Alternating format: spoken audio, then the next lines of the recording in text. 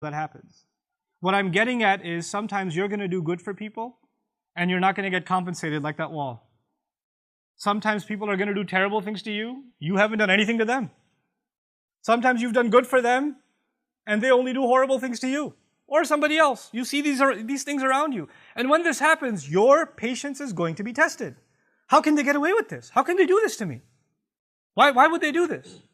I want to give you one more place in the Quran, which is also in a sense related to the people of Musa alayhi salam in Surah Al-Isra. Very interesting language. You know, the Israelites, when they were established and when they finally became an independent nation, eventually Allah Azza wa Jal actually in the history of the Jews, in the history of the Israelites, they were ransacked and invaded by foreign nations multiple times. And Allah mentions two major invasions in Surah Al-Isra. But the way He mentions it, understand that the Israelites, the Jewish community of the time, we consider them the Muslims of that time. You have to understand what that means. They were the Muslims of that time. That was the Ummah. And they lived in a town, and then non-Muslims came, non-believers came and invaded them. فَجَاسُوا خِلَالَ الدِّيَارِ. They broke into every home. You don't have to go further. When you describe soldiers breaking inside homes, then you know what happens next. That doesn't have to be spelled out. Everybody can know. Anybody who understands war knows. When militaries go into civilian towns, all unnamed kinds of atrocities take place. But that army that came in, you know what Allah called them? He says, بَعَثْنَا عَلَيْكُمْ عِبَادًا لَنَا أُولِي بَأْسٍ شَدِيدٍ. We appointed over you, meaning we sent to invade over you, servants of ours. The strangest phrase.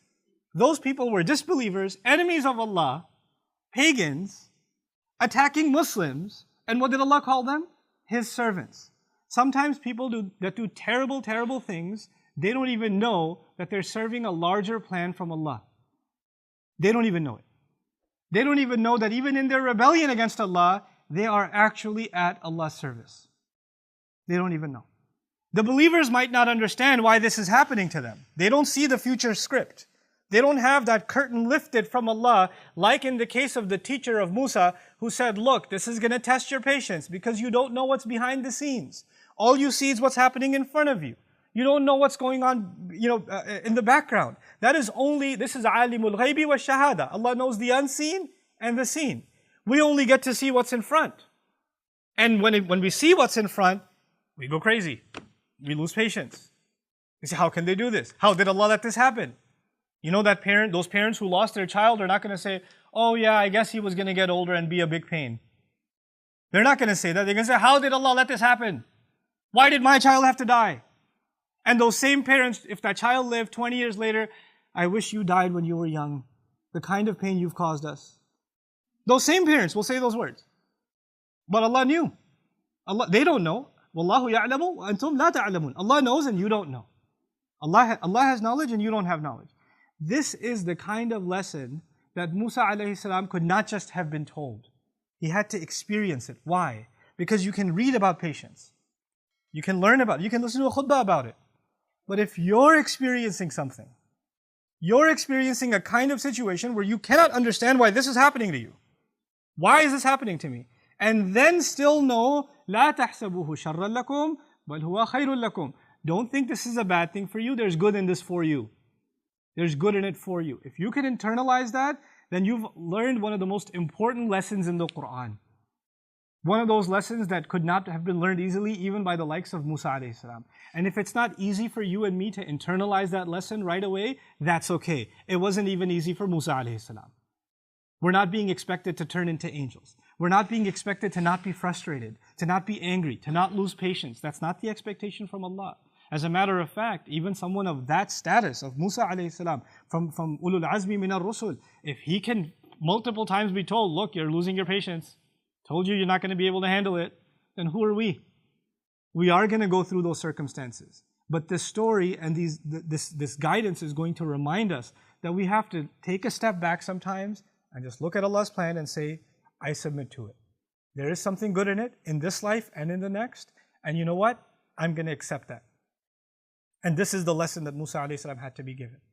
We are not going to have someone like, Musa's teacher who will walk around with us, and when something bad happens, he'll be like, by the way, I know you're frustrated, but you know the real thing, you lost your job right now and you're really upset, but actually a much better job is coming and You would never have even applied for it if this didn't happen, and you're going to move to the town you always wanted to move to.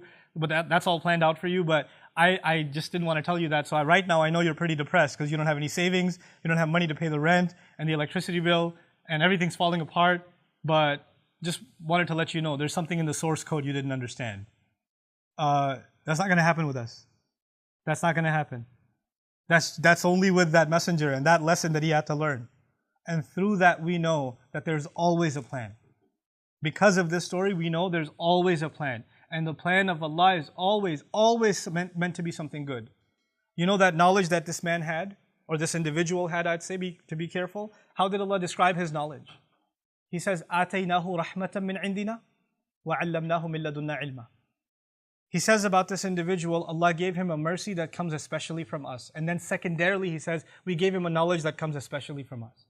In other words, that knowledge that he has, before it is even knowledge, it is a mercy. Before it's even knowledge, it is a mercy from Allah. That was important to mention because everything he did didn't look like mercy. It didn't look like mercy. Not from the naked eye, not from the eyes of the seen, but from the eyes of the unseen, there's mercy in that too. May Allah Azza wa Jal give us eyes of Iman and really a heart that can withstand difficulty, withstand hardship, whatever hardship you're going through in your life, whatever circumstances that are weighing down on you. And may Allah Azza wa Jal give you the faith to know there's something good behind this that is on the horizon. You just have to hold on to your faith. بارك الله لي ولكم في القرآن الحكيم ونفعني وإياكم بالآيات والذكر الحكيم. الحمد لله وكفى والصلاة والسلام على عباده الذين اصطفى خصوصا على أفضلهم وخاتم النبيين محمد الأمين وعلى آله وصحبه أجمعين. يقول الله عز وجل في كتابه الكريم بعد أن أقول أعوذ بالله من الشيطان الرجيم إن الله وملائكته يصلون على النبي يا أيها الذين آمنوا صلوا عليه وسلموا تسليما. اللهم صل على محمد وعلى آل محمد كما صليت على إبراهيم وعلى آل إبراهيم في العالمين إنك حميد مجيد. اللهم بارك على محمد وعلى آل محمد كما باركت على إبراهيم وعلى آل إبراهيم في العالمين إنك حميد مجيد.